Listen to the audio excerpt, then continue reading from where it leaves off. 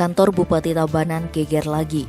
Pasalnya usai digeledah Komisi Pemberantasan Korupsi, Minggu 21 November, satu unit bangunan gedung lembaga pengadaan secara elektronik amblas. Gedung yang ada di kawasan kantor Bupati Tabanan ini dimanfaatkan untuk Sekretariat Dharma Wanita Persatuan Tabanan dan Gabungan Organisasi Wanita Tabanan.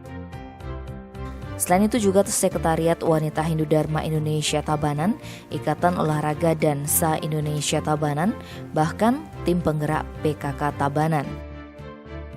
Belum ada keterangan resmi dari pihak Sekretariat Pemkab Tabanan terkait peristiwa tersebut.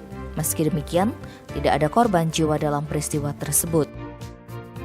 Kerugian akibat peristiwa tersebut juga bisa dipastikan.